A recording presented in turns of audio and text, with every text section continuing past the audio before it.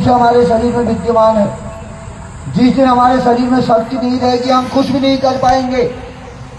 न तो हाथ काम कर पाएगा, न मुंह काम कर पाएगा, न आंखें काम कर पाएंगी। आंखों में देखने की शक्ति, कानों में सुनने की शक्ति, पांव में चलने की शक्ति। तो शक्ति माने भगवती। तो यही भगवती हम सब के शरीर में विद्यमान रहती है। इसको राधा भी कहते हैं, इसको सीता भी कहते हैं और इसको भवानी भी कहते हैं। तो ये अनेक रूपों में मनुष्य के अंदर विद्यमान रह करके संसार में हमारे जीवन को चलाती है। इसी को महामाया भी कहते हैं।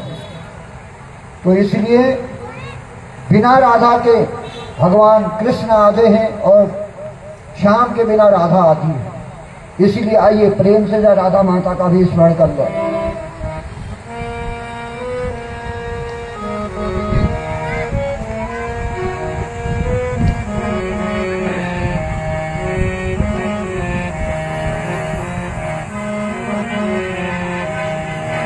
श्याम के बिना तुम आधी, अरे श्याम के बिना तुम आधी, तुम्हारे बिना श्याम आधे, तुम्हारे बिना श्याम आधे। राधे राधे राधे राधे राधे राधे।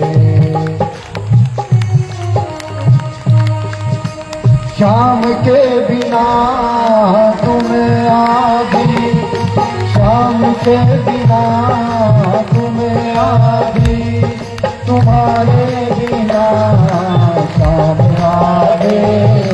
राधे राधे राधे राधे, अरे राधे राधे राधे राधे, बोलो राधे राधे राधे राधे राधे राधे। आठों पहर जो रहे अंग संग, आठों पहर जो रहे अंग संग, उस सामने की एक झलक दिखला दे। राधे राधे राधे राधे राधे राधे, बोलो राधे राधे राधे राधे। उस सावरे की एक झलक दिखला दे। राधे राधे राधे राधे राधे राधे, बोलो राधे राधे राधे राधे राधे राधे राधे।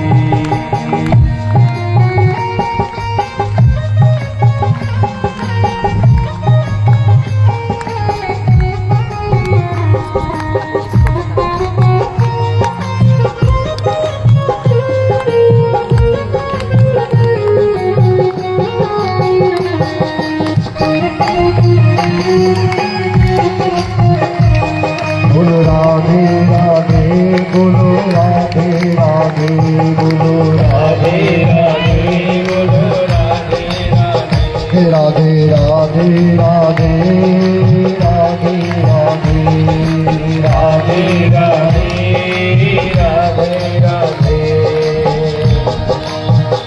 मैं तो सांवरे के रंग में राजी, मैं तो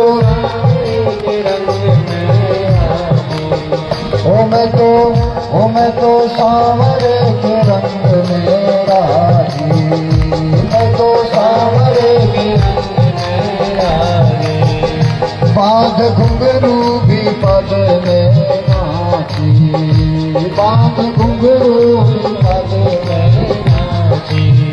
वो बांध घुंघरू भी पद में नाची, बांध घुंघरू ओ कैसे निष्ठुर भयो यशोदा के लाला बात मेरे हृदय की न माने। ओ कैसो निष्ठुर भयो यशोदा का लाला बात मेरे हृदय की न माने।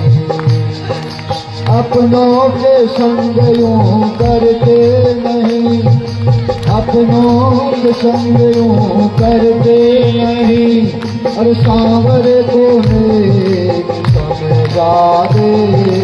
राधे राधे बोलो, राधे राधे राधे राधे बोलो, राधे राधे राधे राधे राधे राधे राधे राधे। श्याम के बिना तुम्हें आधी, तुम्हारे बिना श्याम राधे राधे राधे राधे राधे बोलो, राधे राधे राधे राधे।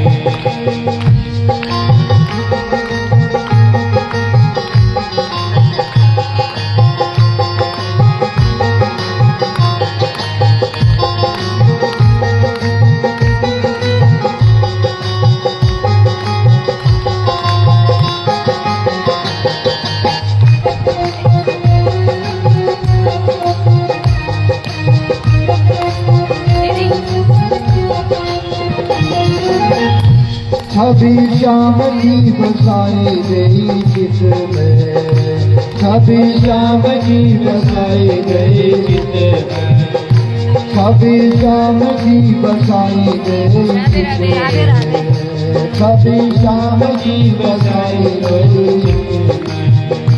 खड़ी बाट निहार नित नित में, खड़ी बाट निहार नित नित में, खड़ी बाट निहारो नित नित में, खड़ी बाट निहारो नित नित में। श्याम के बिना मुझे कुछ नहीं सूझे, श्याम के बिना जाऊं किसे में, श्याम के बिना मुझे कुछ नहीं सूझे, श्याम के बिना जाऊं किसे में। कैसे बुझे प्यास नैनों की, कैसे बुझे प्यास नैनों की, रास्ता कोई तो दिखला दे। राधे राधे राधे राधे राधे राधे, अरे रास्ता कोई तो दिखला दे। राधे राधे राधे राधे राधे राधे राधे राधे। श्याम के बिना तुम्हें आधी, तुम्हारे बिना श्याम राधे राधे राधे बोलो, राधे राधे राधे राधे बोलो, राधे राधे राधे राधे।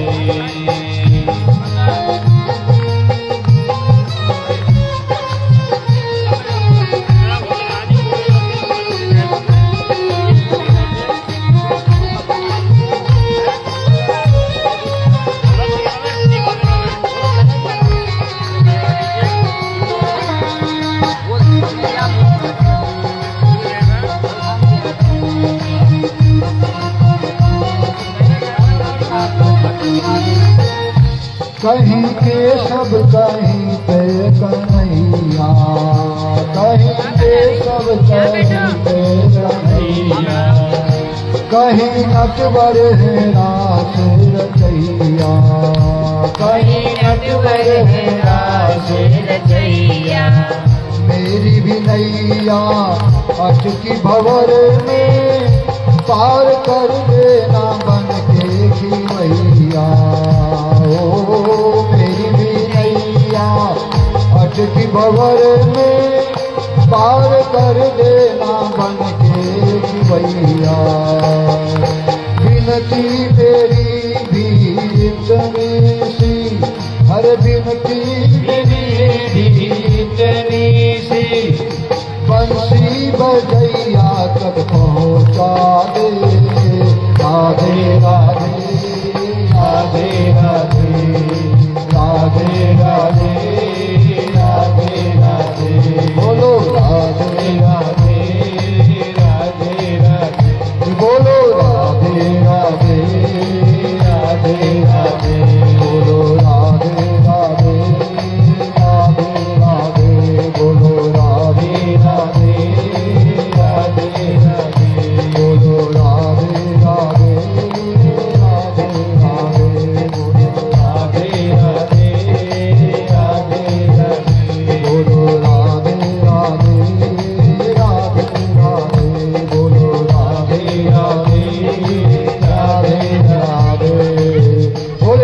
बिहारी सरकार की, वृंदावन कृष्ण बिहारी लाल की। तो सज्जनों, राधे रानी भगवान कृष्ण की अर्धांगिनी है और हमेशा छाया की तरह भगवान के साथ विद्यमान रहती हैं। इसलिए बिना राधा की कृपा के भगवान की भक्ति हमारी पूरी नहीं होती है। इसलिए जहाँ राधा है वहीं श्याम है और जहाँ श्याम है वहीं राधे है। इसलिए दोनों की जब हम उपासना करते हैं तभी हमारी भक्ति सफल होती है। राधा ही भक्ति रूपा है। राधा माता की कृपा के बिना श्याम की भक्ति सफल नहीं होती है। तो इसलिए भगवान की इतनी रानियां हैं और राधा रानी उनकी अर्धांगिनी है। तो इस प्रकार से सुखदेव जी ने सारी कथा का प्रसंग राजा परीक्षित को सुनाया और आप लोगों ने भी यहाँ पर बैठ करके दिव्य कथाओं का प्रसंग सुना। तो सज्जनों, आगे भगवान का वर्णन आता है। उषा और अनिरुद्ध विवाह वर्णन है। 10वें अध्याय में भगवान की दिनचर्या का वर्णन है। तो भगवान कृष्ण इस प्रकार से अपने परिचारियों के साथ द्वारिका में वास करते हैं और उनका दिव्य गृहस्थाश्रम सुचारू रूप से चलता है। भगवान ब्रह्म मुहूर्त में ही शैया का त्याग करते हैं। स्नान आदि से निवृत्त होकर के त्रिकाल संध्या भी भगवान करते हैं। देखो, स्वयं भगवान होकर के भी भगवान भी हमारे वेद पुराणों का नियम का पालन करते हैं। भगवान दुनिया को बता रहे हैं कि मैं स्वयं भगवान होकर के भी संध्या करता हूं। प्रातः काल गायत्री का जाप करता हूं, सायंकाल गायत्री का, त्रिकाल 3 समय भगवान संध्या करते थे। सर्वशक्तिमान होने के बाद भी त्रिकाल संध्या करते हैं। और हम लोग एक समय की भी संध्या नहीं कर पाते। जब भगवान हमारे धर्म और मर्यादा का पालन करते हैं तो सज्जनों, उनको कितना बड़ा, माताओं से मेरी निवेदन है, कृपया यहाँ पर बोलो मत। आप लोग चुपचाप बैठ जाइए। अगर जिसको कथा सुनिए नहीं सुनिए तो बाहर बहुत जगह है, कृपया वहां जाकर के बोलिएगा। कथा के बीच बिल्कुल मत बोलिए, क्योंकि यहाँ आप विचार करो कि इतनी देर हम काहे के लिए आए हैं। अपने से पूछो। बोलना तो जिंदगी भर बोलना ही है। अभी आप बाहर जाओगे वहां बोलना ही बोलना है। तो थोड़ी देर आप सत्संग के लिए आए हो, भगवान की कथा सुनने के लिए, तो थोड़ी देर प्रेम से बैठिए। अब जो लोग बेचारे मन से ध्यान से सुन रहे उनको तो सुनने दो।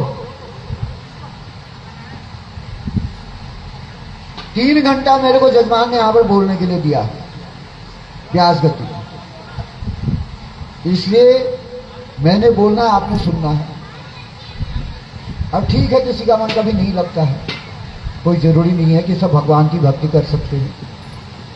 इसलिए उसके लिए मना नहीं है, वो बोल सकता है। फोन आता तो फोन भी बात करो, लेकिन यहां से कथा मंडप से उठ करके बाहर बोलने के लिए सारी रोड हमने खाली छोड़ रखी। इधर उधर जगह खाली पार्किंग छोड़ रखी, वहां जाकर के जितना बोलना हो बोल सकते। इसलिए कथा में थोड़ी देर आप शांति व्यवस्था बनाइए रखिएगा। तो भगवान ने भी अपनी धर्म मर्यादाओं का पालन किया। वो भी त्रिकाल संध्या करते थे, गायत्री का जाप करते थे, गुरुओं की सेवा करते थे, भगवान भी पुण्य कमाते थे। तो इसलिए जब भगवान अपनी मर्यादाओं का पालन करते हैं सब जनों, उनको भी अपने वेद पुराणों पर इतना बड़ा विश्वास है। तो हम कौन सी खेत के मूली हैं।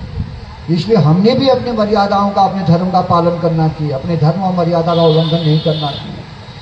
आगे प्रसंग आता है भीम के द्वारा। फिर भगवान ने जरासंध का वध कराया और युधिष्ठिर के राष्ट्रीय यज्ञ के समय शिशुपाल भगवान को अपशब्द बोलने लगा। तो भगवान ने सुदर्शन चक्र से उसका मस्तक छेद करके शिशुपाल का भी उद्धार कर दिया। फिर आगे प्रसंग आता है दुर्योधन ने कपट से पांडवों को दूध क्रीड़ा में हराया। फिर पांडवों ने विराट नगरी में अज्ञातवास किया और वनवास समाप्त होने पर पांडव कौरवों के युद्ध का प्रसंग आया। और तब बलराम ने सोचा कि उन्हें भी किसी एक के पक्ष में रह करके लड़ना पड़ेगा। महाभारत घोर युद्ध होने वाला है, अन्याय होने वाला, अनर्थ होने वाला है। इसलिए बलराम जी जो है परित्याग करके, घर का परित्याग करके तीर्थों की यात्रा में निकल पड़े। उन्होंने सोचा ये भाई बंधु आपस में मरेंगे, घोर युद्ध होने वाला है, अधर्म बढ़ रहा है, तो वह घर को छोड़ करके बलराम जी चले गए। आगे सुखदेव जी ने बलराम की तीर्थ यात्रा का वर्णन किया है भागवत में। फिर सुखदेव जी ने कहा, राजन अब तुमको मैं सुदामा की भक्ति का वर्णन सुनाता हूँ। तो संसार में भगवान के एक से एक भक्त हुए जिन्होंने गरीबी में ही अपना जीवन यापन कर दिया, लेकिन भगवान की भक्ति नहीं छोड़ी। ऐसे ऐसे महान भक्त हुए। तो ऐसे भक्तों में से एक सुदामा नामक ब्राह्मण थे। तो सुदामा की कथा भागवत की कथा का मुख्य रहस्य है, तो इसलिए ध्यानपूर्वक जिसको ये कथा सुनिए वो प्रेम से बैठे रहिएगा। अगर किसी को बैठने में परेशानी हो तो आराम से उठ करके इधर छाया होगी अंदर, वहां जाकर के बैठ सकता। बोले आनंद कंद भगवान की। तो सज्जनों, ये सुदामा कौन थे? पोरबंदर वासी सुदामा जी महाज्ञानी जितेंद्रिय थे और पवित्र ब्राह्मण थे। वे शिव और भगवान कृष्ण के परम मित्रों में से एक थे। आयाचक व्रत का पालन करते थे, कभी किसी से भिक्षा नहीं मांगते थे, हमेशा ब्रह्म का चिंतन करते थे। चलते उड़ते जागते बैठते हर प्रतिक्षण इनके मुंह से कृष्ण का ही नाम निकलता था। आलतू फालतू इधर उधर की बातें कभी किसी से नहीं करते थे। वेद और उपनिषदों का पारायण करते थे, अपने घर में भागवत पढ़ते रहते थे, वेदों को पढ़ते रहते थे, उपनिषदों को अध्ययन करते रहते थे और भगवान कृष्ण से प्रेम करते थे, बहुत प्रेम करते थे। इनकी पत्नी का नाम था सुशीला। इसका जैसा नाम था वैसे गुण भी थे इस पत्नी के। और ये पत्नी एक सच्ची पतिव्रता थी। सच्ची पतिव्रता वही है जो पति के हर सुख दुख में बराबर का साथ देती है, उसी को सच्ची पतिव्रता कहा जाता है। पत्नी का मतलब होता है जो अपने पति का पतन होने से रोक ले, जो अपने पति को गंदे काम करने से रोक ले, जो अपने पति को जुआ खेलने से रोके, जो अपने पति को चोरी करने से रोके, जो अपने पति को दारू शराब आदि ये गंदी चीजों को पीने से रोके, जो अपने पति को किसी का दिल दुखाने से रोके, अच्छा काम करवाए, उसे कहते हैं पत्नी। गलत काम करने से रोकने वाली को पत्नी, पतन होने से रोकने वाली को पत्नी कहा जाता है। और जो अपने पति का, चाहे पति कैसा ही हो, अंधा लूला काना गरीब अमीर जैसा भी है आदमी, उसकी हर परिस्थिति में सहयोग कर उसके मनोबल को नहीं गिरने दे, उसको पत्नी कहा जाता है। अपने पति को साहस दिलाए, ऐसा नहीं कि ताने सुना सुना करके घर में क्लेश पैदा करते, उसको पत्नी नहीं कहा जाता। अब कई लोग ऐसे होते हैं, ऐसे अपने पति से कहते थे पड़ोसी तो इतना कमाता है और उसके बच्चे ऐसी साड़ी पहनते हैं, ऐसा जेवर पहनते हैं। इस प्रकार ताने मार मार करके पति के मन में ग्लानि पैदा करने वाली को पतिव्रता नहीं कहा जाता है। इसलिए अपने घर में पति की जैसी भी परिस्थिति है, हर परिस्थिति में उसका साथ देने वाली को ही पत्नी कहा जाता है। सज्जनों, नारी को गृह लक्ष्मी कहा गया है। लक्ष्मी का मतलब क्या है? पैसा। लक्ष्मी का मतलब पैसा नहीं है, लक्ष्मी का मतलब है सुख शांति। जिस पत्नी के घर में आते ही घर में सबके मन में सुख शांति स्थापित हो जाए, जिसके घर में आते ही घर में खुशियां प्रकट हो जाए, जो अभ्यागतों का अच्छा स्वागत करना जानती हो, जिसकी वाणी मीठी हो, बोलने में जिसका मिठास हो, जो अपने वाणी से सबके हृदय को मन को प्रसन्न कर देती हो, ऐसी नारियों को लक्ष्मी कहा जाता है। इन्हीं का नाम लक्ष्मी है। इसलिए घर में ऐसा व्यवहार करना चाहिए नारी को जिससे अभ्यागत भी खुश हैं, घर का हर प्राणी खुश हो। तो ऐसा व्यवहार नारी का, उसी को कहते हैं गृह लक्ष्मी। इसलिए लिखा है अधरम मधुरम वदनम मधुरम नयनं मधुरं हसितं मधुरं हृदयं मधुरं गमनं मधुरं मधुराधिपतेरखिलं मधुरं मधुराधिपतेरखिलं मधुरं वचनं मधुरं चरितं मधुरं वसनं मधुरं वलितं मधुरं चलितं मधुरं भ्रमितं मधुरं मधुराधिपतेरखिलं मधुरं मधुराधिपतेरखिलं मधुरं मधुराधिपतेरखिलं मधुरं। घर में जिस लक्ष्मी का बोलना मीठा हो, चलना मीठा हो, वाणी मीठी हो, हंसना मीठा हो, जिसका हृदय मधुर हो, जिसका हृदय मीठा हो, और ऐसी नारी को लक्ष्मी कहा गया है, तो जिसके घर में आते ही सारे दुख दरिद्र दूर हो जाते हैं। तो इस प्रकार के जो नारी अपने घर में जैसा भी है,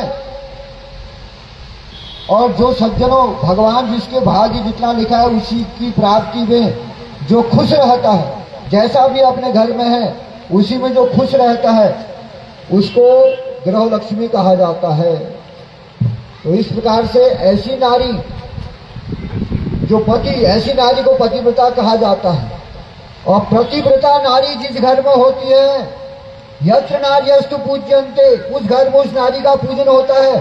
और यत्र नार्यस्तु पूज्यन्ते रमन्ते तत्र देवता, जहाँ घर में नारी का पूजन होता है और ऐसी पतिव्रता नारी जहाँ रहती है, उसी घर में देवताओं का वास होता है, उसी घर में कृष्ण का वास होता है, जिस घर में पतिव्रता नारी रहती है, जो अपने पति की सेवा करती है। पति अंधा, लूला, काना, बीमार, कोढ़ी, कैसा ही भी है, हर परिस्थिति में पति की जो सेवा करे, उस नारी के अंदर देव शक्तियां, देवी की शक्ति, लक्ष्मी की शक्ति विराजमान हो जाती है। वो जिस वस्तु को भी हाथ लगाती है वही लक्ष्मी, वही वस्तु पवित्र हो जाती है। वह नारी के अंग अंग पवित्र हो जाते हैं। उस नारी के अंदर साक्षात भगवती का वास हो जाता है। एक बार क्या हुआ, एक ब्राह्मण देवता, पतिव्रता पत्नी थी, एक ब्राह्मण की पत्नी पतिव्रता पत्नी थी, जो अपने पति को ही परमेश्वर मान करके उनकी सेवा किया करती थी। वह कभी भी उनके मन में ठेस नहीं पहुंचाती थी, हमेशा अपनी पति की सेवा किया करती थी, मनसा वाचा कर्मणा पति की सेवा किया करती थी। पति सेवा के लिए घर के जरूरी कामों को भी ये देवी छोड़ दिया करती थी, अपने पति सेवा के लिए। कोई जरूरी काम भी होता उसको भी छोड़ देती। तो एक दिन की बात है, उसका पति घर में सोया हुआ था, भोजन करके सोया हुआ था। तो यह देवी घर के बाहर से धान कूट रही थी। इसका आदमी घर के अंदर सोया हुआ था। जब इसके पति जगे, नींद खुली, उन्होंने आवाज लगाई अंदर से, अरे देवी जरा पानी पिला देना, पानी पिला देना कहा। इसने सुना ये बाहर से धान कूट रही थी। मूसल इसने उस समय ऊपर को किया था, उखल में मारने के लिए। जैसे ही मूसल ऊपर को किया था, इसने कहा मूसल नीचे रखने तक मेरे को देर हो जाएगी। इतनी पतिव्रता थी। मूसल को वैसी हवा में छोड़ गई और दौड़ करके आदमी को पानी पिलाने के लिए गई। लेकिन इसके हाथ में ऐसी शक्ति थी, ऐसी देवी का वास था, इसने जो मूसल ऊपर को किया था, मूसल हवा में ही टिक गई। ऐसी शक्ति पतिव्रता नारी, वह मूसल हवा में ही टिक गया। अब दौड़ करके गई, जाकर के इसने अपने पति को पानी पिलाया और पानी पिला करके आई। उसके पतिव्रत में इतनी शक्ति थी कि मूसल हवा में ही रुका हुआ था उतनी देर तक। जब वह पानी पिलाकर आई तो तब तक मूसल हवा में ही अटका रहा। इस चमत्कार से सबको बड़ा आश्चर्य हुआ। लोगों ने कहा ये कैसी पतिव्रता नारी है। अब इसकी चर्चाएं जो है सर्वत्र फैल गई। फलाने फलाने ब्राह्मण के घर में ऐसी पतिव्रता नारी है उखल कूदते समय मूसल को इसने ऊपर किया था तो मूसल छोड़ करके ये चले गई थी और मूसल हवा में ही रुक गया। ऐसी शक्ति है इस नारी के अंदर। अब इसके हम चर्चाएं सब जगह फैल गई। अब इस नारी के दर्शन करने के लिए दूर दूर से लोग आने लगे। लोगों ने कहा ये तो साक्षात लक्ष्मी है, ऐसी नारी के तो दर्शन करने चाहिए। तो जहां जहां लोगों ने सुना दूर दूर से लोग इसके दर्शन करने के लिए आने लगे। अब इसकी पड़ोस में एक बड़ी ईर्ष्यालु औरत रहती थी, बड़ी दुष्ट प्रकृति की थी, पड़ोस में रहती थी। अब इसको जलन होने लगी। इसने कहा मेरे पड़ोस में ये ब्राह्मण के घर में इतने सारे लोग आ रहे हैं और आकर के किसकी पत्नी की बड़ी वाह वाह कर रहे हैं, बड़ी पूजा कर रहे हैं, ऐसी क्या विशेषता है इसके अंदर। अब ये बड़ी ईर्ष्यालु थी, लड़ाई झगड़ा करने वाली थी, कलह किया करती थी, अपने घर में भी रोज पति से लड़ती थी, रोज पति के साथ झगड़ा किया करती थी। सभी पर पतिव्रता नहीं होती है। कई लोग कहते थे, पति कहता है हरी देविता चाय बना दे, अरे बना नहीं सकते हो, चाय रखा है दूध रखा है बना लो, उबाल लो पी लो, मेरे को मैं वहां जा रही हूं, मेरे को देर हो रही। अलग अलग स्वभाव, सबका अलग अलग स्वभाव होता है। तो ये पड़ोस में रहने वाली नारी भी बड़ी कलह करने वाली, झगड़ा करने वाली, ऐसी दुष्ट प्रकृति वाली थी। और तब इसने देखा कि मेरे पड़ोस में इस औरत के यहाँ तो इतने सारे लोग आ रहे, बड़ी पूजा बड़ी चर्चा हो रही इसकी, बड़ी लोग इसको बड़ा मान रहे हैं। तब इसने अपने आदमी से कहा क्या बात, आजकल पड़ोस में खूब भीड़ भाड़ हो रही, लोग खूब आ रहे वहां, क्या बात है। तब इसके आदमी ने कहा अरे देवी, हमारे बगल में साक्षात लक्ष्मी रहती है, लक्ष्मी, उसकी पतिव्रता में ऐसी ताकत है, सुना नहीं तूने चर्चा की मूसल भी हवा में छूट गया था, ऐसी शक्ति है, इसलिए लोग दर्शन करने आ रहे हैं उसके। तो ऐसी औरत के दर्शन ही तो करते हैं, तू भी तो है एक पतिव्रता नारी। इसने कहा हाँ वो तो मैं हुई। तो इसलिए उसके दर्शन करने आ रहे हैं, वहां लोग उसकी पूजा करने आ रहे हैं। इसने कहा अच्छा। इसने कहा मैं भी तो हूं पतिव्रता नारी, तो इसमें क्या बड़ी बात है, मैं भी मूसल को हवा में छोड़ूंगी। अब एक तो दिखावा वाले होते हैं, एक हृदय से करते हैं।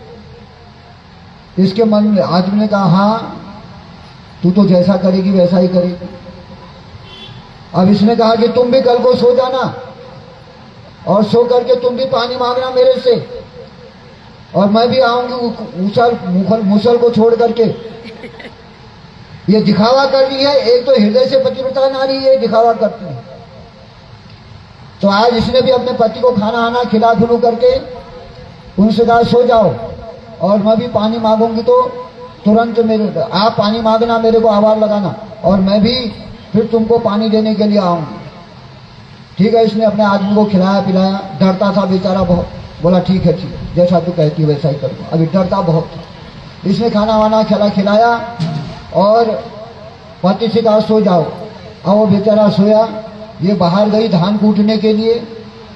अब अपना काम इसने प्रारंभ कर दिया, धान कूटना इसने प्रारंभ कर दिया, धानों को कूटने लगी। अब पति बेचारे को ऐसी नींद पड़ी, उसको घोर नींद आ गई, पानी मांगना ही भूल गया। अब ये बाहर धान कूटते कूटते थक गई, सारे धान कूट गए, सोच रही अभी जो आवाज लगाएगा, अभी जो आवाज लगाएगा। अब पति को तो नींद आई थी, बेचारे को घोर निद्रा आई। इसने देखा कि अभी तक आवाज नहीं लगाई, क्या बात है, मेरे सारे धान कूट गए हैं, क्या अंदर जाकर के तो देखूं। जैसी अंदर गई तो वो बेचारे को घोर खराटे पड़े हुए। अब इसने इधर उधर देखा, इसको कुछ नहीं दिखा, झाड़ू दिखा।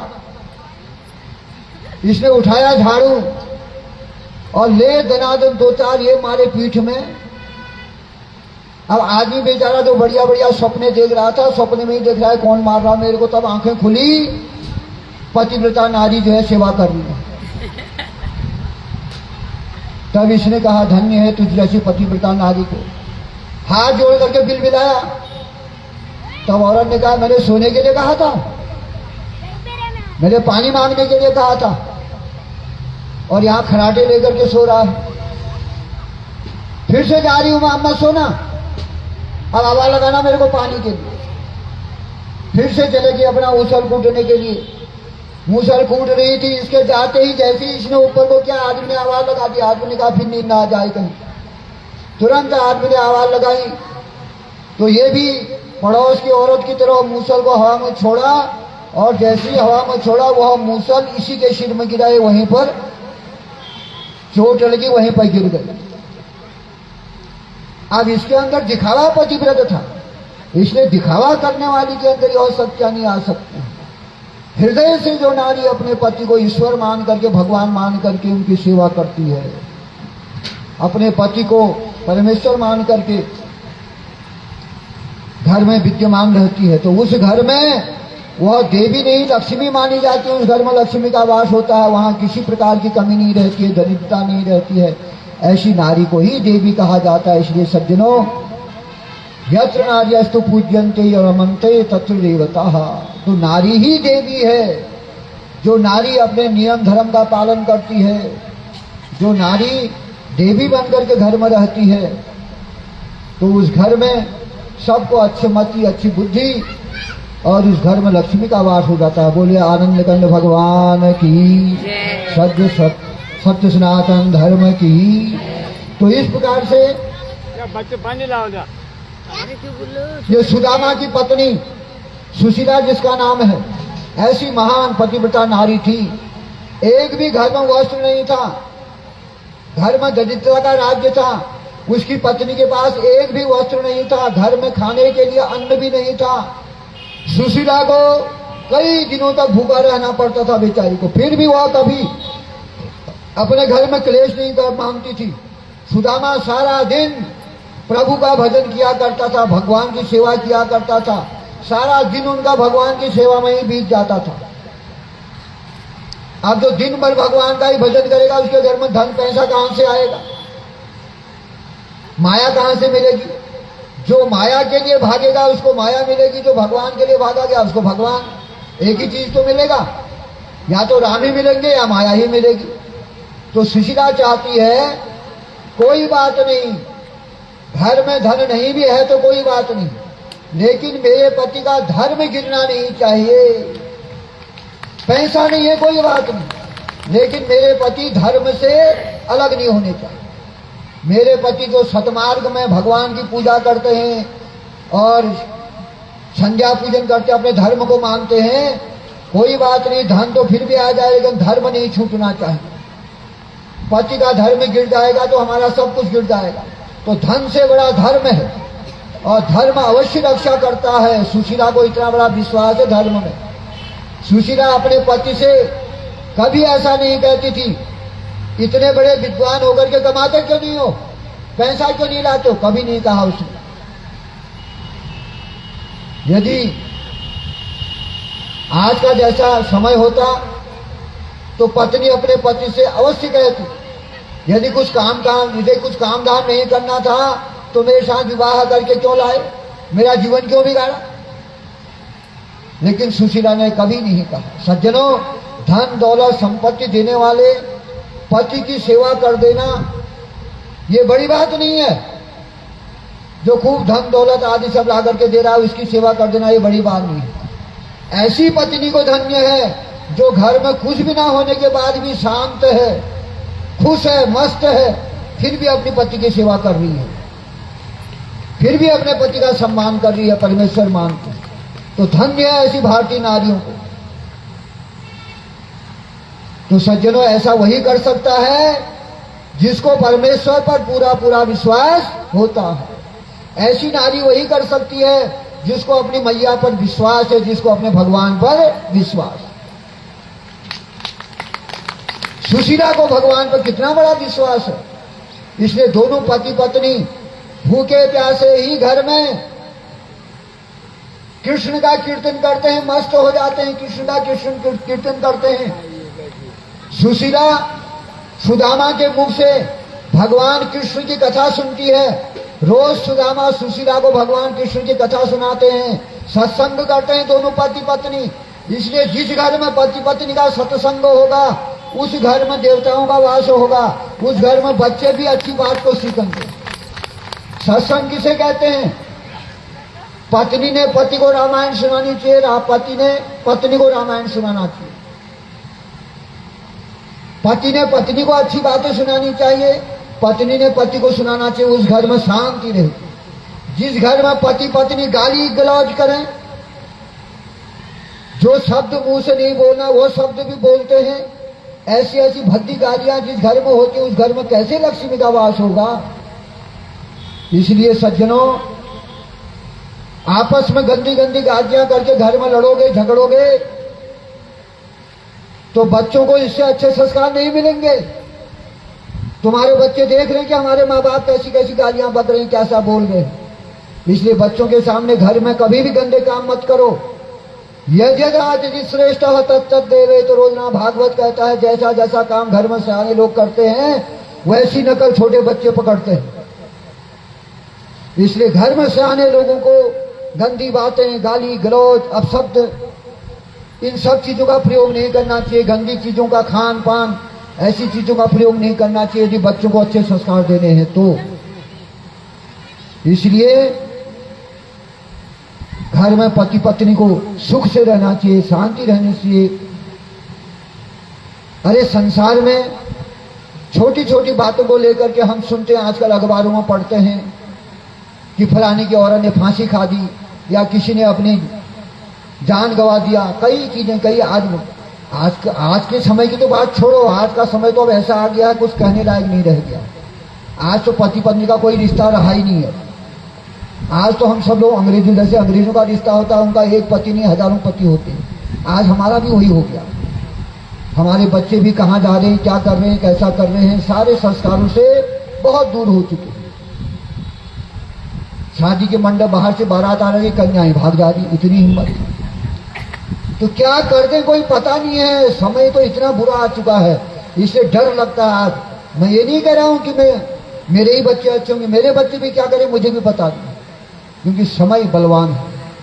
इसलिए फिर भी जो अपने बच्चों को संस्कारित बनाते हैं, अभी भी बहुत कुछ है, ऐसे संस्कारित बच्चे भी हैं।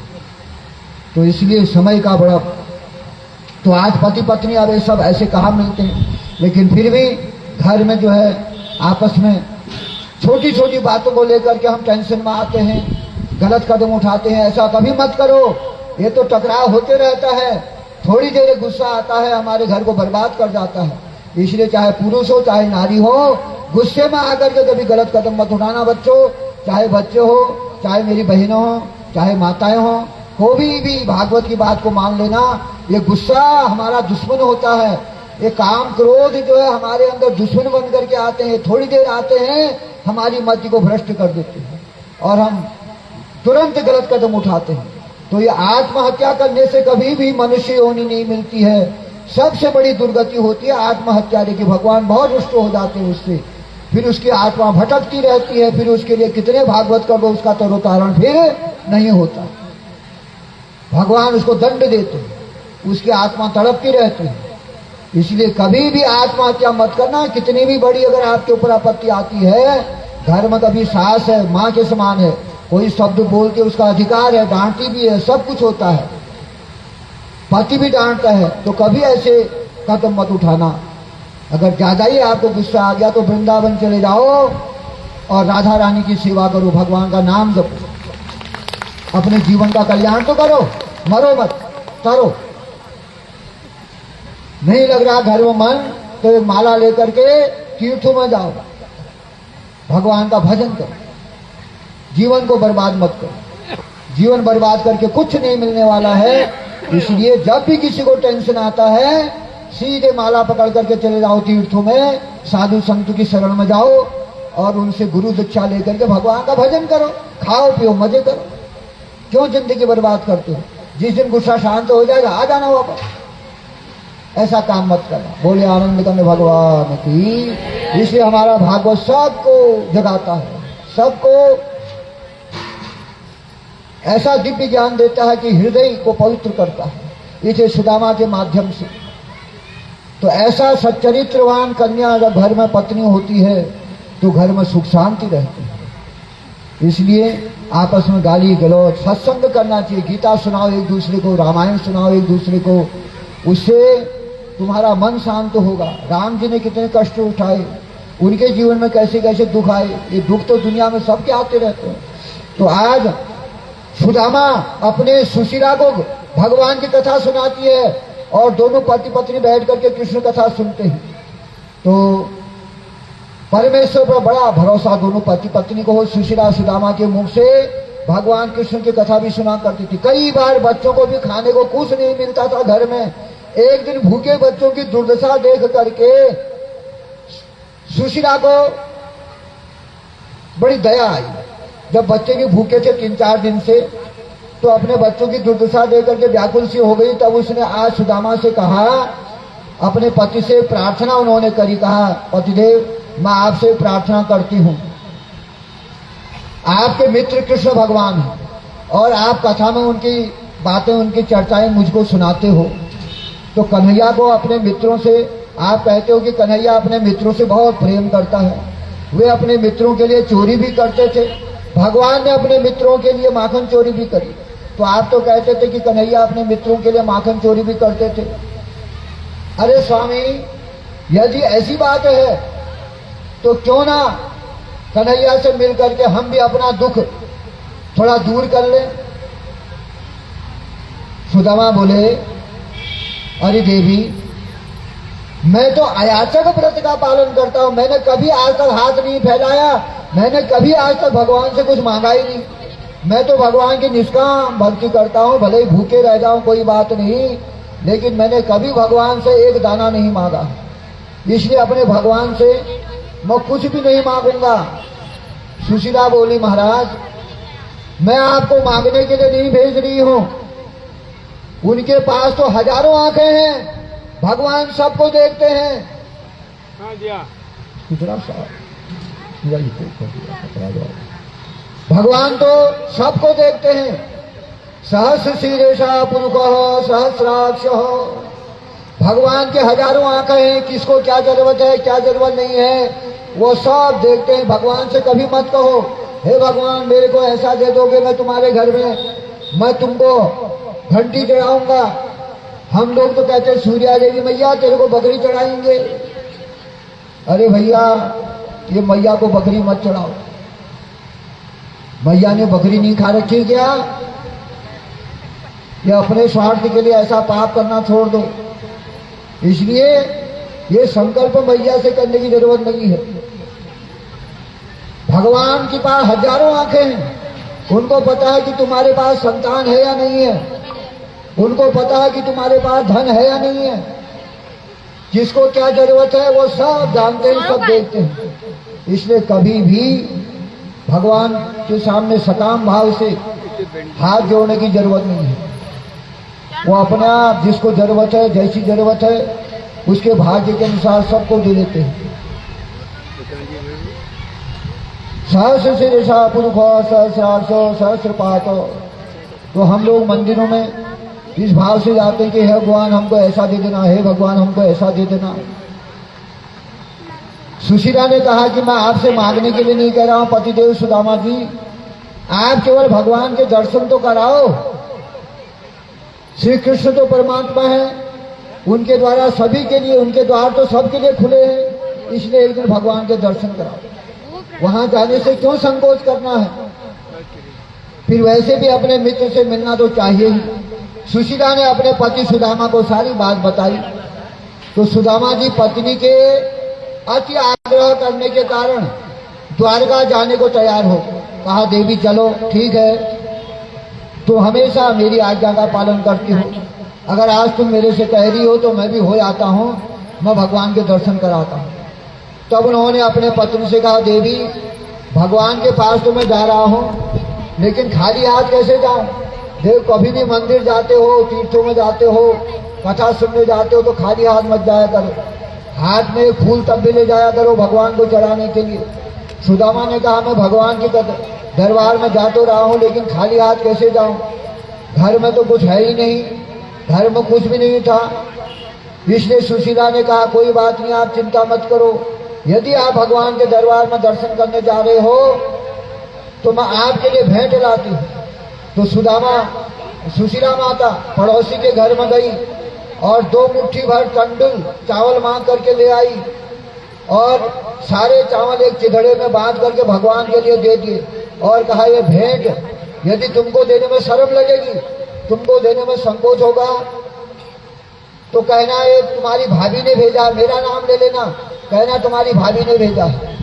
अब सुदामा जी द्वारिका की ओर प्रभु दर्शन की इच्छा से चल दिए और उनकी कैसी है हालत, कैसे है उनके, गरीब ब्राह्मण हैं, धोती भी फटी हुई है, एक हाथ में लकड़ी है और बगल में सुशीला के दिए हुए तंडुल जो चावल है उनको अपने बगल में कोफ में दबा करके ले जा रहे हैं। ऐसे दीन सुदामा और लगड़ाते हुए भूखे प्यासे जब निकले घर से, थोड़ी दूर गए, दुबले पतले बेचारों को धक्के लग रहे हैं, कई दिनों से खाया नहीं है। थोड़ी दूर गए, धूप लग रही है, पूस का महीना है, जाड़ा हो रहा है, कड़कड़ाते हुए निकले। थोड़ी दूर जाकर के थक के मूर्छा आ गई उनको, न जाने कितने दिनों से नहीं खाया, मूर्छा आ गई और जमीन में गिर गई। जमीन में गिर करके अब मूर्छित होकर के पड़े हुए। वहां द्वारिका नाथ अंतर्यामी है, भगवान समझ गए आज मेरा मित्र सुदामा मेरे से मिलने के लिए आ रहा है, लेकिन उसकी तो दीन दशा हो रही है, कैसे आएगा। तो भगवान ने वहां से गरुड़ को भेज दिया, जहां पर सुदामा पड़े हुए थे गरुड़, भगवान के वाहन गरुड़ ने सुदामा को अपने पीठ में बैठाया और सीधे उठा करके द्वारिका पहुंचा दिया।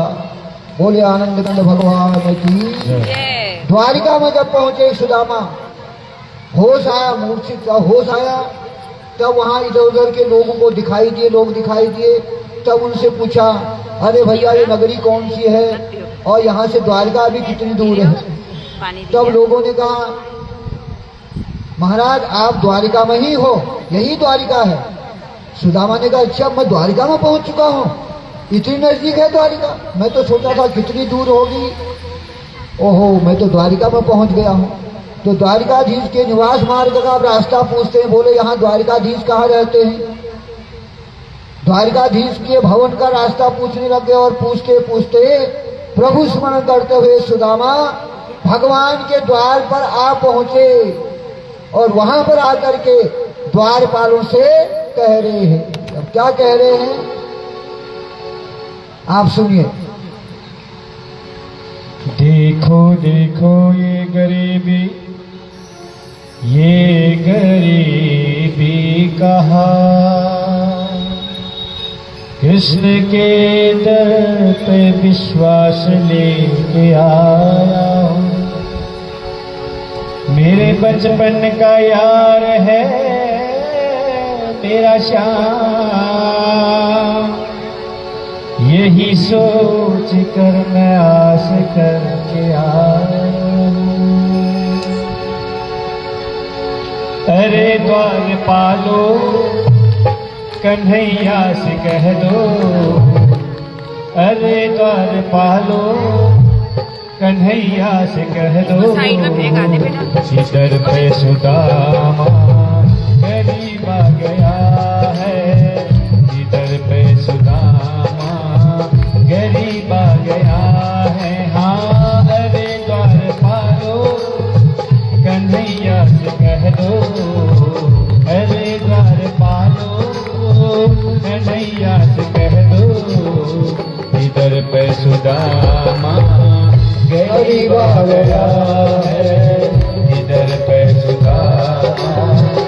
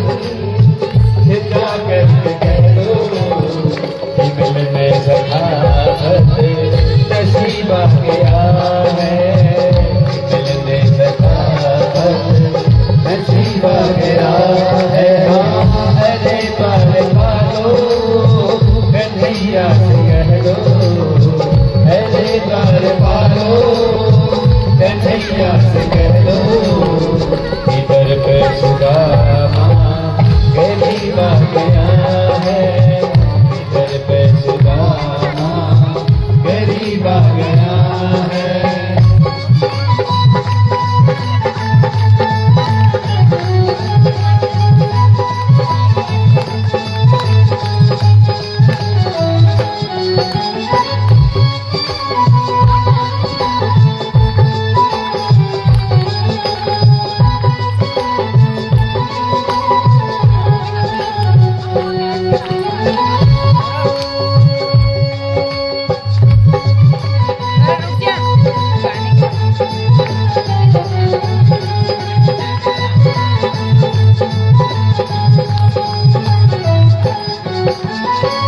सुनते ही बोले चले आए मोहन लगाया गले से सुदामा को मोहन लगाया गले से सुदामा को मोहन हुआ लक्ष्मणी को बहुत ही अचंबा हुआ लक्ष्मणी को बहुत ही अचंबा ये मेहमान कैसा अजीब आ गया है ये मेहमान कैसा अजीब आ गया है। अरे द्वारपालो कन्हैया से कह दो अरे द्वारपालो कन्हैया से कह दो इधर पे सुदामा गरीब आ गया है इधर पे सुदामा गरीब आ गया है।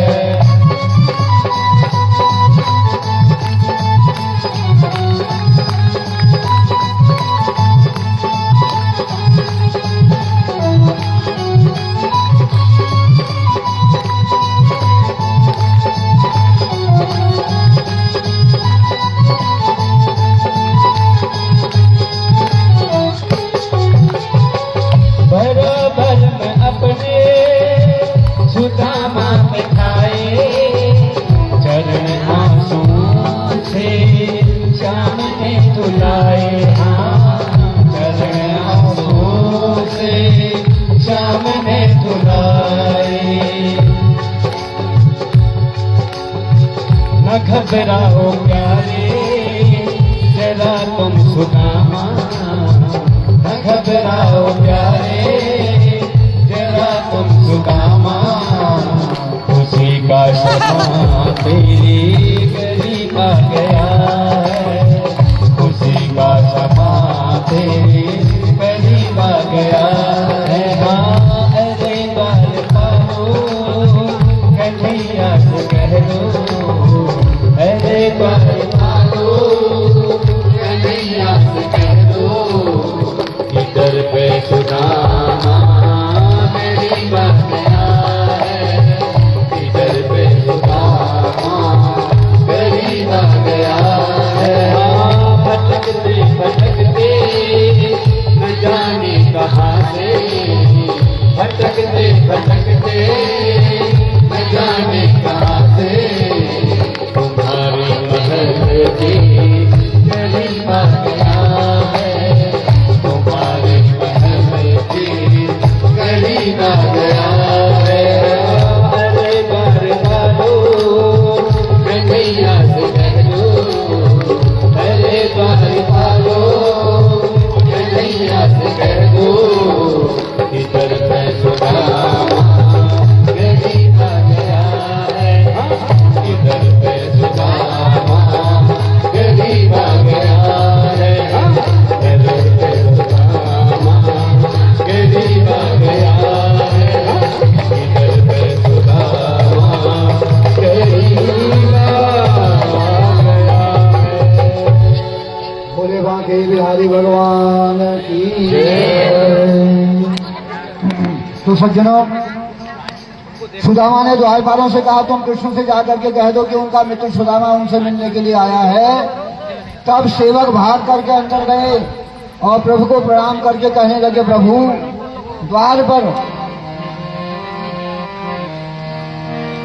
धोती फटी सिलटी दुपटी, हाँ धोती फटी सिलटी दुपटी, आरो पाए उपान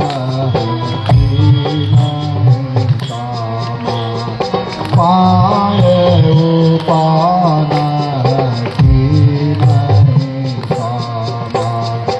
पूछत दीन दयालु को धाम, पूछत दीन दयालु को धाम, बतावत आप नाम सुदामा, बतावत आप नाम बतावत आप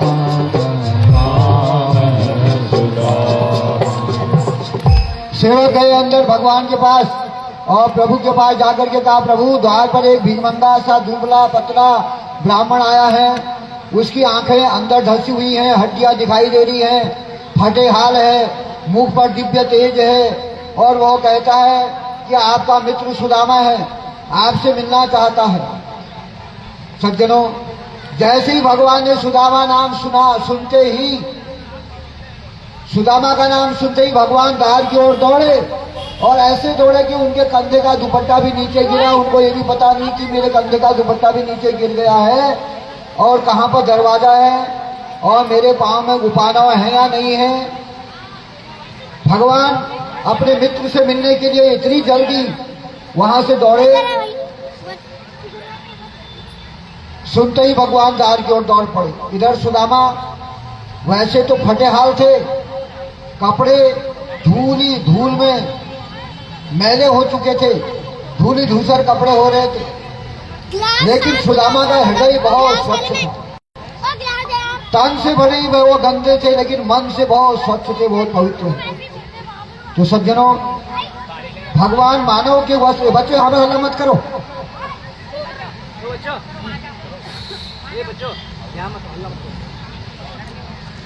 तो भगवान तंस के मानव के वस्त्र नहीं, पवित्र हृदय को देखते हैं। भगवान मनुष्य के तन को नहीं, मन को देखते हैं। सुदामा भले ही तन से मैला था, लेकिन मन से बड़ा पवित्र था, मन से शुद्ध था। तो भगवान सुदामा को पुकार तो वे दौड़ कर द्वार पर आए। तो उनकी पटरानियों को बड़ा आश्चर्य हुआ। उनकी पटरानियों ने कहा कि ये भगवान आज इतने लड़खड़ाती हुई जल्दीबाजी में कहाँ दौड़े जा रहे हैं, आज इनसे ऐसा मिलने के लिए कौन आ गया। भगवान इतने विह्वल हो रहे हैं। श्री कृष्ण ने सुदामा को देखते ही तुरंत दरवाजे में आते ही हृदय से लगा लिया, और अपने मित्र की ऐसी विषम दशा देख करके भगवान को बहुत दुख हुआ। भगवान श्री कृष्ण सोचने लगे, आहा, मैं कितना कठोर हृदय वाला हूं। अपने दीनहीन दुखिया मित्र को यहां आने का मैंने मौका दिया। अरे आज तक तो मैं ही मिलने के लिए चले जाता, ये बेचारी की कैसी दशा हो रही, चल भी नहीं पा रहा है। मेरे को ही इससे मिलने के लिए चले जाना चाहिए था। तो भगवान ने तुरंत देखा कि मेरा मित्र ब्राह्मण सुदामा मेरे द्वार पर आया है, तो दरवाजे पर ही अपने मित्र के चरण धोने की इच्छा हुई। अपने मित्रों के चरणों को धोने के लिए जैसे ही झुके, रुक्मणी जी सुदामा के चरण धोने के लिए जल लाने के लिए जा रही थी, लेकिन जल लाने में इतना विलंब हुआ, थोड़ी विलंब को भी भगवान नहीं सह पाए। और तब तक तो भगवान के आंखों में प्रेम के अश्रु इतने निकले, प्रेमाश्रु इतने निकले सुदामा को देख करके, और उनके आंखों के जल से ही, अपने आंखों के जल से ही उन्होंने सुदामा के चरणों को धो डाला। ऐसा प्रेम भगवान के अंदर में था। इसलिए देखी सुदामा की दीन दशा, देखी सुदामा की दीन दशा, करुणा करी के करुणा देखी सुदामा करुणा करी के करुणा निधियो पानी परात को हाथ छुयो नहीं पानी परात को हाथ छुयो नहीं नैनन के जल सो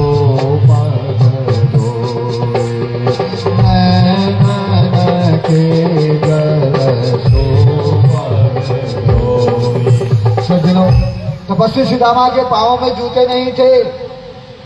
भगवान ने अपने आंखों से ही उनके चरणों को जब धोया और अपने दुपट्टे से जब उनके पांवों को पोंछने लगे, तब उन्होंने देखा मेरा मित्र सुदामा इतनी दूर से नंगे पांव आया है, इसके पांव में तो पहाड़ पखान है ही नहीं, तो इसके पांव में तो न जाने कितनी पीड़ा हुई होगी।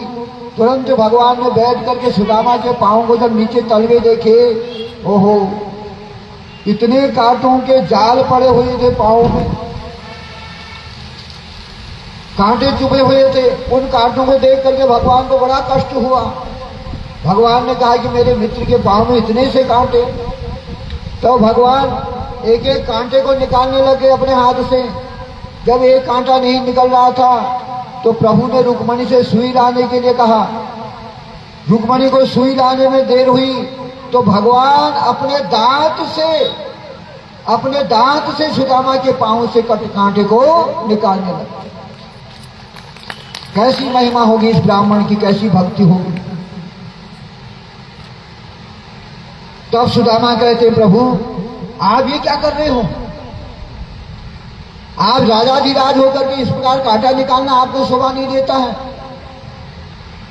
सज्जनों, श्री कृष्ण भगवान आज भक्त के प्रेम बस ये भी भूल गए कि वे परमात्मा हैं, वे द्वारिकाधीश हैं, परमात्मा हैं। देखो सुदामा गरीब थे लेकिन निष्पाप।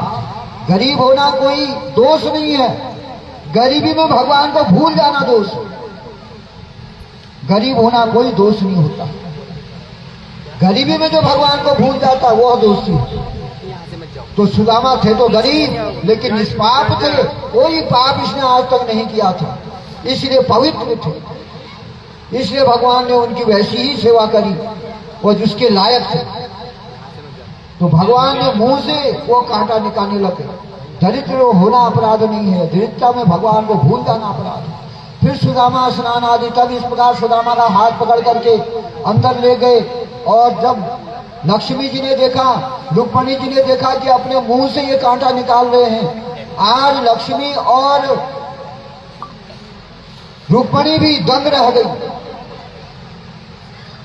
ये तो हमसे भी बढ़ करके भगवान से प्रेम करने वाला भगत आ गया।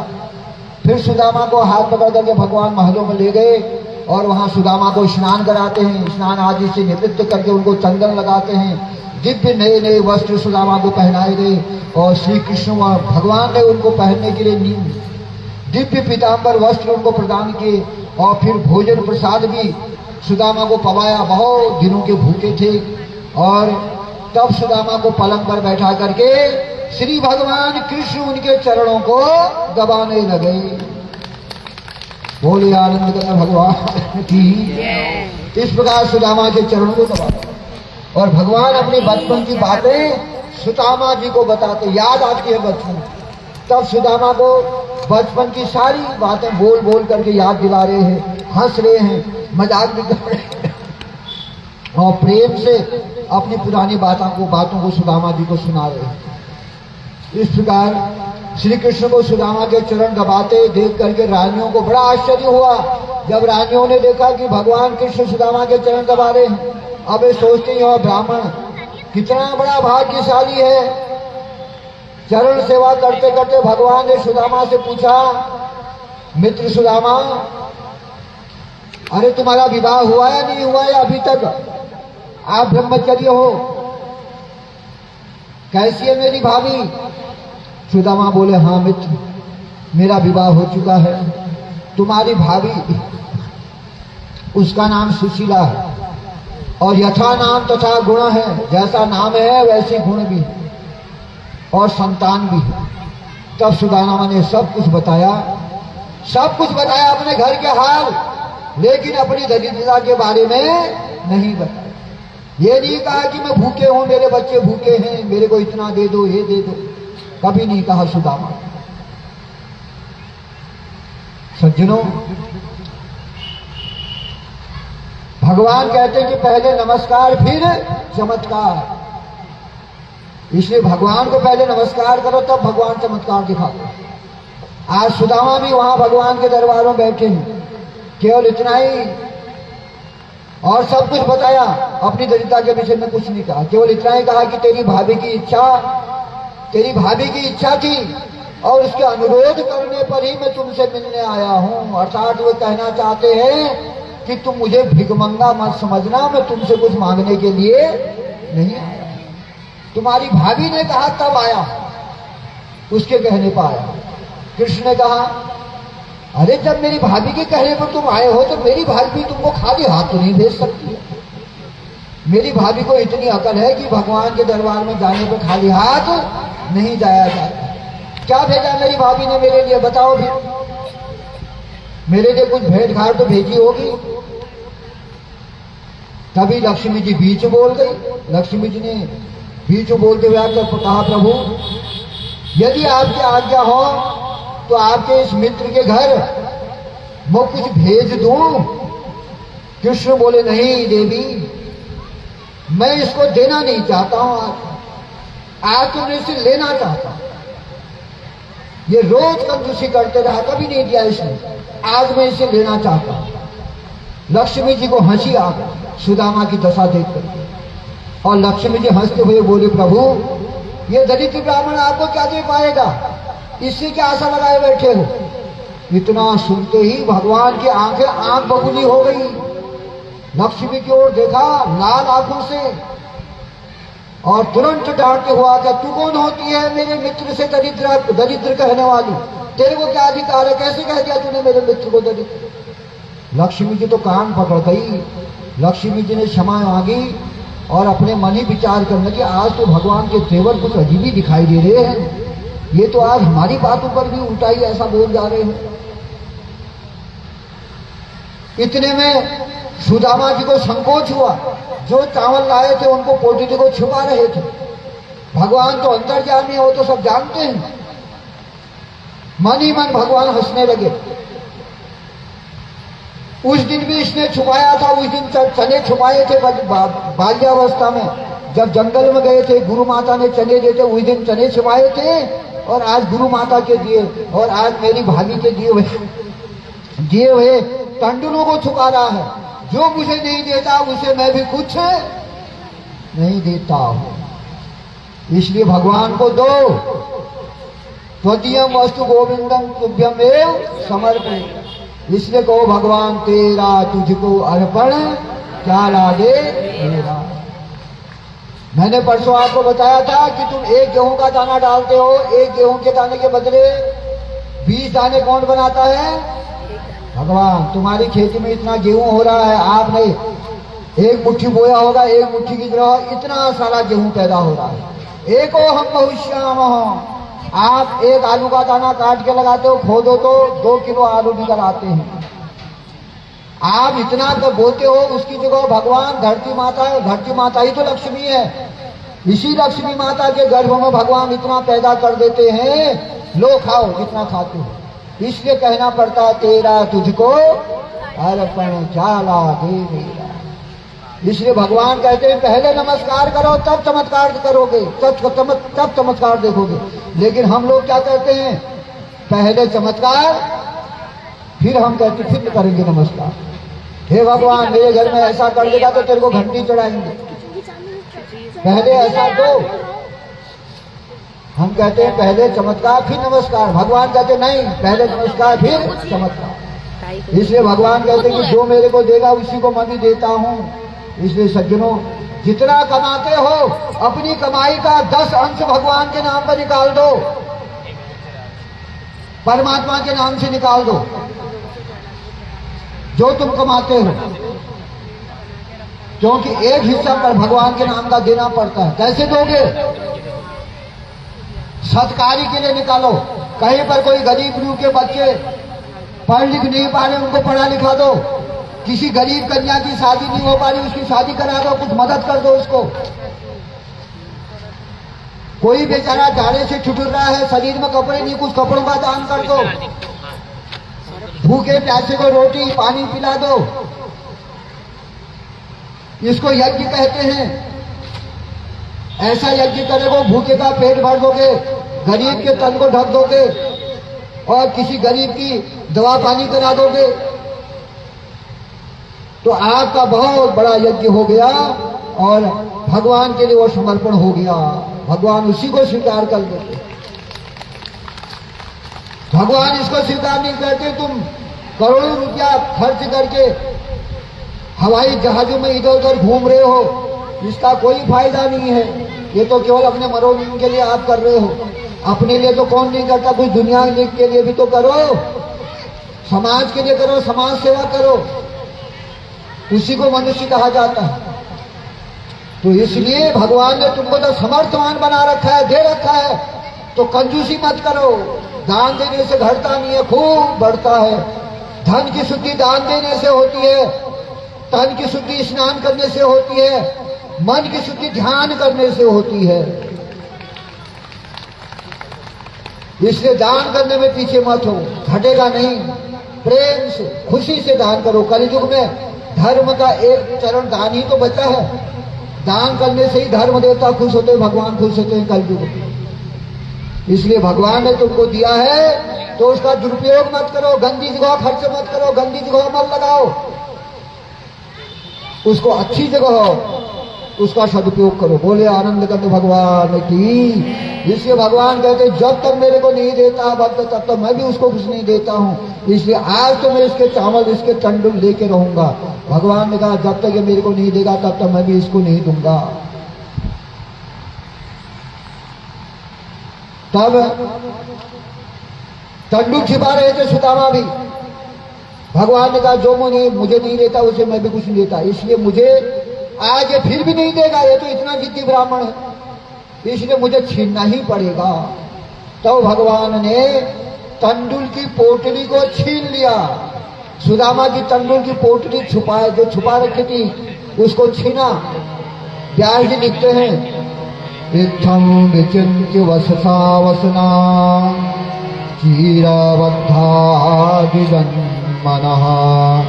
स्वयं जहार किमिदं नीति पृथक तंडुला।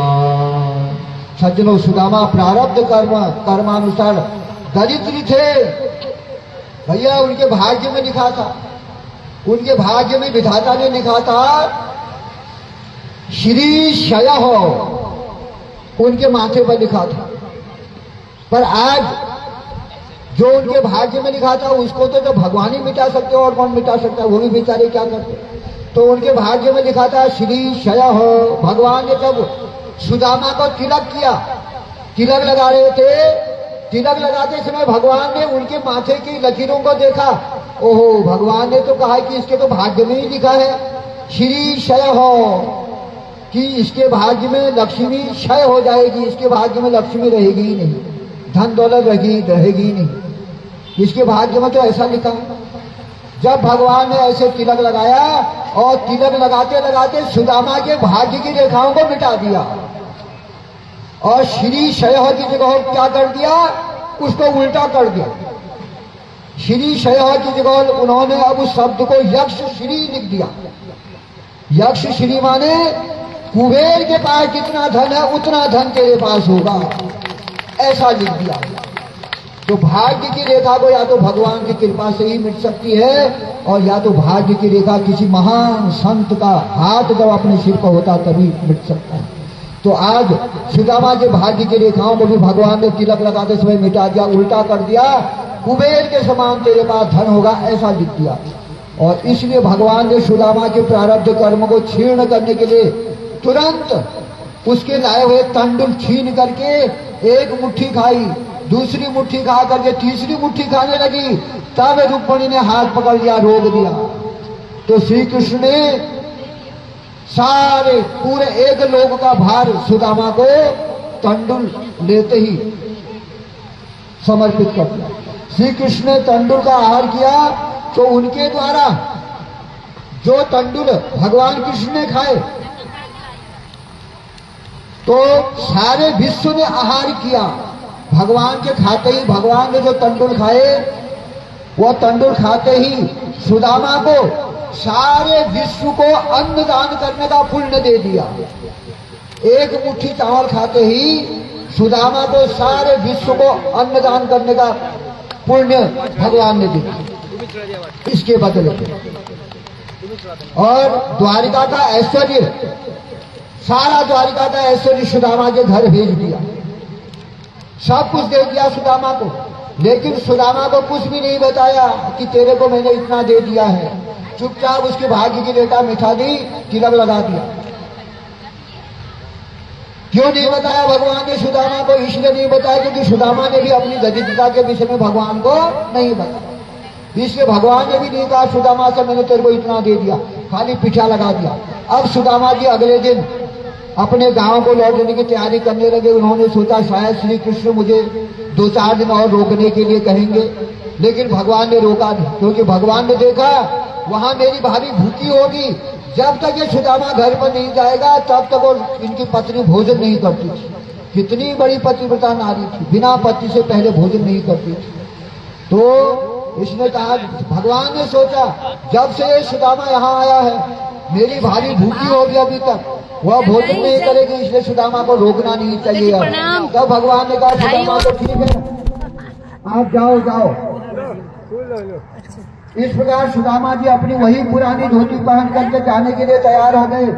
पर जाते जाते भी उन्होंने भगवान से कुछ नहीं मांगा, नहीं कहा कि मेरे को ऐसा दे। श्री कृष्ण उन्हें द्वार तक छोड़ने के लिए गए और कहने लगे, मित्र अब की बार भाभी को भी लाना, फिर से आओगे तो फिर मेरी भाभी को भी साथ में लाना, उनको भी मेरा नमस्कार कह देना। इस प्रकार सुदामा को गले लगा करके भगवान ने सुदामा को विदाई दे दी। दोनों की आंखों में आंसू निकल रहे हैं, दोनों मित्र रो रहे हैं, भगवान भी रो रहे हैं, सुदामा भी रो रहे हैं। तब सुदामापुरी पहुंच करके सुदामा आ गए अपनी नगरी में। सुदामापुरी पहुंच करके अपनी टूटी फूटी झोपड़ी को ढूंढने लगे, पर वहां तो झोपड़ी नहीं था, बड़ा सा भवन खड़ा हो गया था। भगवान ने तो झोपड़ी की जगह पर इतना बड़ा भवन खड़ा कर दिया।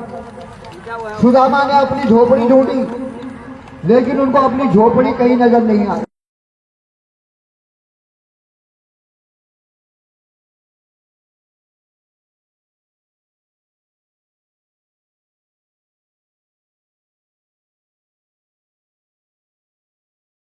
अपने महल से बाहर आई और उसने देखा मेरे पति को आगे